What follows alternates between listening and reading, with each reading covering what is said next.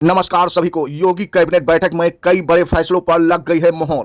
इस मोहर के तहत वर्दीधारियों का भी रखा गया है खासा ख्याल। 2026 की यह कैबिनेट बैठक बहुत ही महत्वपूर्ण मानी जा रही है। माना जाता है कि योगी की कैबिनेट की अहम बैठक में जो कई बड़े फैसलों पर मोहर लगी है, उसमें होमगार्ड को कैशलेस इलाज से लेकर नई स्टार्टअप नीति तक मिलेगी नई दिशा। मुख्यमंत्री योगी आदित्यनाथ की अध्यक्षता में हुई कैबिनेट बैठक में होमगार्डों के कैशलेस इलाज, नई स्टार्टअप नीति और विश्वविद्यालयों की स्थापना समेत कई अहम प्रस्तावों पर महत्वपूर्ण फैसले लिए गए हैं। हम आपको इस वीडियो में बताएंगे कि किन किन महत्वपूर्ण फैसलों पर जो है मोहर लगी है। विस्तृत रूप से चर्चा करेंगे, लेकिन उससे पहले आप सभी से विनम्र निवेदन है कि यदि हमारे दिशा राइट चैनल को अभी तक सब्सक्राइब नहीं किया है तो प्लीज सब्सक्राइब अवश्य कर लीजिए, ताकि हमारी लेटेस्ट वीडियो आपको समय रहते मिलती रहे। फिलहाल आइए सीधे चलते हैं आज की बहुत बड़ी खबर की ओर, वो भी विस्तृत जानकारी के तहत। तो आपको बता दें, मुख्यमंत्री योगी आदित्यनाथ की अध्यक्षता में सोमवार को बैठक का आयोजन किया गया। उत्तर प्रदेश मंत्रिमंडल की महत्वपूर्ण बैठक मानी गई।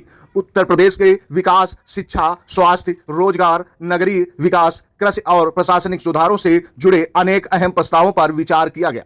बैठक में विभिन्न विभागों के लगभग 2 दर्जन से अधिक प्रस्ताव प्रस्तुत किए गए, जिन पर स्वयंसेवकों के लिए 5 लाख रुपए तक की कैशलेस चिकित्सा सुविधा व अंतर्राष्ट्रीय पदक विजेता खिलाड़ियों की सीधी भर्ती, नई स्टार्टअप नीति 2026, विश्वविद्यालयों की स्थापना, नगर निकायों के लिए म्यूनिसिपल बॉन्ड और कई प्रशासनिक नियमावलियों में संशोधन जैसे महत्वपूर्ण विषय शामिल है। इन प्रस्तावों को प्रदेश के समग्र विकास और जनहित की दिशा में महत्वपूर्ण कदम माना जा रहा है।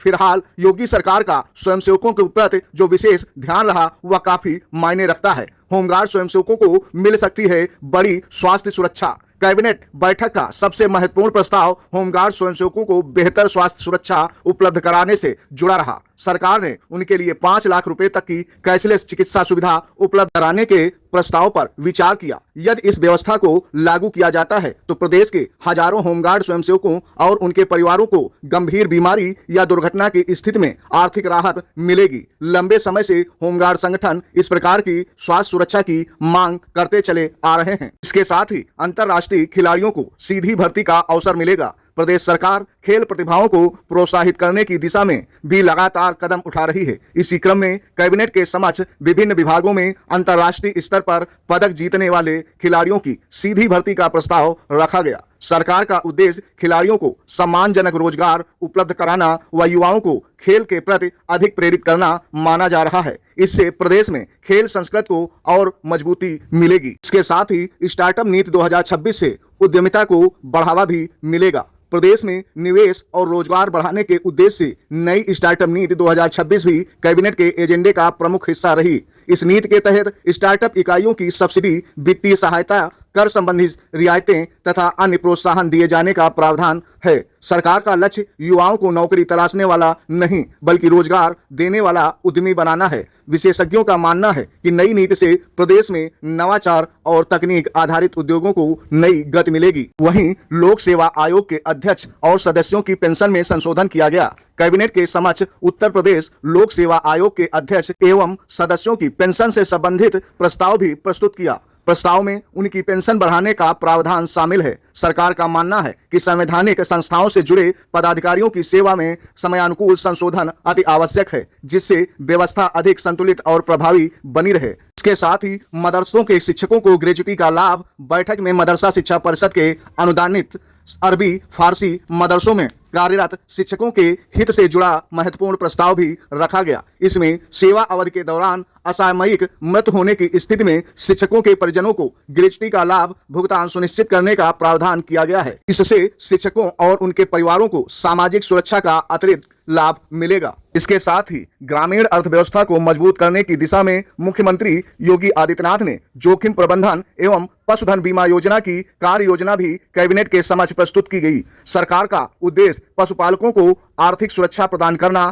ताकि पशुओं की मृत्यु या प्राकृतिक आपदा की स्थिति में उन्हें आर्थिक नुकसान का सामना न करना पड़े। कृषि और पशुपालन आधारित अर्थव्यवस्था को मजबूत बनाने में यह योजना अति महत्वपूर्ण भूमिका कहीं न कहीं निभा सकती है। इसके साथ ही नगर निकायों के विकास को भी रफ्तार मिलने हेतु कैबिनेट बैठक में नगरीय विकास से जुड़े कई महत्वपूर्ण प्रस्ताव भी चर्चा में रहे। गोरखपुर और मुरादाबाद नगर निगमों के लिए म्युनिसिपल बॉन्ड जारी करने की मंजूरी का प्रस्ताव रखा गया। इससे नगर निकायों को आधारभूत सुविधाओं का विकास के लिए अतिरिक्त वित्तीय संसाधन उपलब्ध हो सकेंगे। सरकार का मानना है कि इस व्यवस्था से शहरों में सड़क, जल निकासी, पेयजल और अन्य सार्वजनिक सुविधाओं के विकास को कहीं न कहीं गति अवश्य मिलेगी। इसके साथ ही धार्मिक और पर्यटन नगरी वाराणसी में प्रस्तावित रोपवे पायलट परियोजना के लिए भूमि उपलब्ध कराने का प्रस्ताव भी कैबिनेट में रखा गया। इसके तहत आवश्यक भूमि वाराणसी विकास प्राधिकरण को उपलब्ध कराने की प्रक्रिया को आगे बढ़ाने की कार्रवाई की जाएगी। परियोजना से शहर की यातायात व्यवस्था को बेहतर बनाने और पर्यटन को बढ़ावा मिलने की उम्मीद भी कहीं न कहीं इस प्रस्ताव से नजर आ रही है। अब इतने प्रस्तावों की यदि चर्चा सरकार करे तो गोरखपुर कैसे अछूता रह जाए। तो गोरखपुर का भी खासा ख्याल रखने के लिए गोरखपुर में अस्पताल और ग्रामीण स्वच्छता पर जोर देने हेतु स्वास्थ्य क्षेत्र में गोरखपुर में 100 बेड के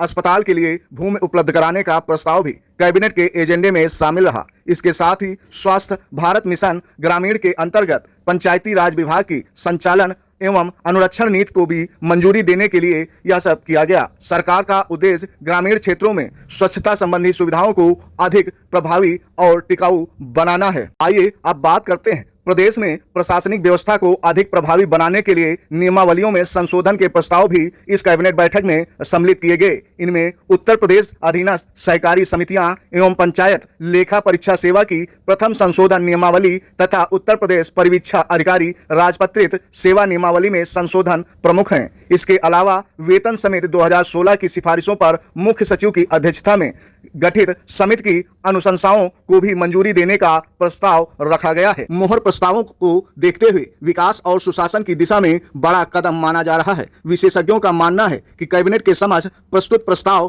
केवल प्रशासनिक निर्णय नहीं बल्कि प्रदेश के दीर्घकालिक विकास की दिशा तय करने वाले महत्वपूर्ण कदम भी हैं। स्वास्थ्य, शिक्षा, खेल, स्टार्टअप, ग्रामीण विकास, शहरी आधारभूत संरचना और प्रशासनिक सुधार जैसे क्षेत्रों के लिए जाने जाने वाले निर्णयों का सीधा लाभ लाखों लोगों तक पहुंचेगा।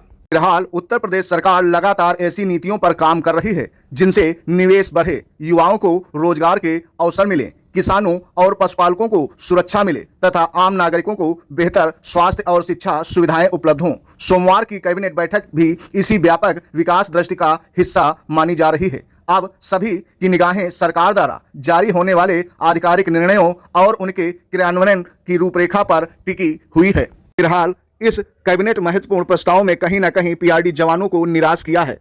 पीआरडी जवान भी लगातार वेतन वृद्धि व कैशलेस इलाज सुविधा की मांग कर रहे थे, महंगाई भत्ते की मांग कर रहे थे, लेकिन इन प्रस्तावों में उन्हें उम्मीद भी कहीं न कहीं नजर लग रही थी, लेकिन सरकार ने ऐसा कुछ भी नहीं किया। पीआरडी जवानों को कहीं न कहीं मायूस ही रखा। अब इसका प्रभाव आगे चुनाव पर क्या पड़ेगा यह देखने वाली बात होगी। फिलहाल पीआरडी जवान काफी निराश नजर आ रहे हैं। माना प्रस्तावों पर बड़ी मोहर अवश्य लगी है, कई अहम प्रस्ताव पास हुए हैं, लेकिन छोटे कर्मचारियों के लिए क्या हुआ ऐसा कुछ नजर नहीं आया। केवल होमगार्डों को ध्यान दिया गया, यानी जो सक्षम है उन्हीं को कहीं ना कहीं लाभ देने का पूरा प्रयास किया गया है। इस वीडियो के द्वारा दी गई जानकारी आप लोगों को काफी पसंद आई होगी। अगर आप लोगों को हमारी वीडियोज अच्छी लग रही हैं तो प्लीज इस वीडियो को आगे अवश्य शेयर कर दीजिए ताकि ज्यादा से ज्यादा दर्शक हमारे दिशा राइट चैनल से यूं ही जुड़ सकें। और चैनल को यदि अभी तक सब्सक्राइब नहीं किया तो प्लीज सब्सक्राइब भी अवश्य कर लीजिए। फिलहाल आज की वीडियो में यहीं तक, आगे फिर मिलेंगे नई व रोचक जानकारी के साथ। तब तक दीजिए विदाई। जय हिंद, जय भारत।